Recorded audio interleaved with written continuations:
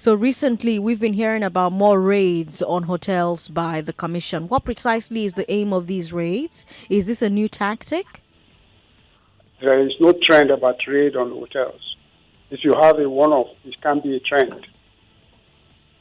The Commission regularly embarks on operations targeted at internet fraudsters across the country. And such exercises affect a number of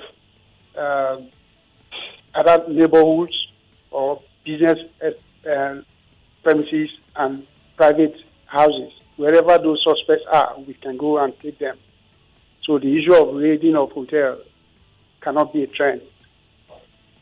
You're saying it's not a trend, but there have been complaints from hotel guests that EFCC agents entered their rooms uninvited, even though it turned out that they were not the suspects in question. For example, we heard from Biodun Stephen, she's a Nollywood filmmaker. She said 2 of your officers entered her room while she was asleep, and it turned out, of course, that she wasn't even a suspect. So, May I ask you which hotel was she lodged? Well, she didn't mention, but it was right here in Lagos. And that is what a media person should ask for. If you are making an allegation that you were lodged in a hotel and people came there and inconvenienced you, you should be able to tell people the hotel that you were lodged in. Okay, so you're saying that an incident like that never happened? Which hotel now are we talking about? So are you saying that incident never happened? That is what I'm asking you. If you said somebody made that allegation, you should be able to ask her which hotel are you talking about. Did your agents? Any hotel that she's talking about? Did your agents raid any hotels last week? We carried out an operation that affected the hotel, and after that operation, the Commission issued a statement and explained what happened in that operation. I see. Now, the comment the person you mentioned made. Did she mention the hotel that we talked about?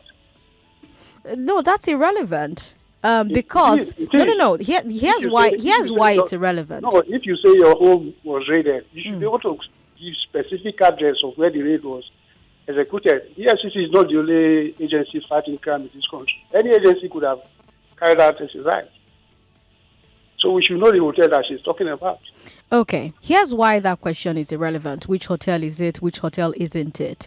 What mechanisms does the Commission have in place to avoid a situation where someone like that can come out and say, my room was invaded by EFCC officials?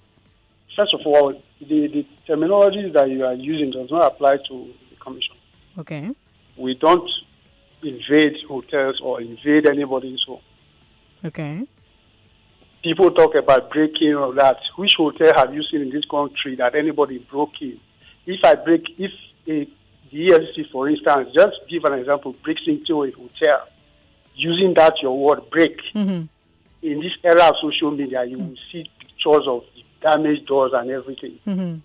That signifies forceful entry. Okay, so you don't forcefully enter. Do you get a spare key, maybe? Do you get a spare key, maybe? Because I didn't say break. What do you get a spare key, maybe? The point I'm making is this. The Commission has a mandate to fight economic and financial crime. I understand that. And my question is the due process for that. And part of the mandate, there are crimes that we deal with. And one of those crimes is internet fraud. I understand that. If we have intelligence that perpetrators of those frauds are domiciled anywhere, the law allows us to go after them. What specifically does the law allow you to do? What's the procedure? We have our own standard operation procedure. Can you share that with us? You're talking to more than 1 million people. Can you share that with them?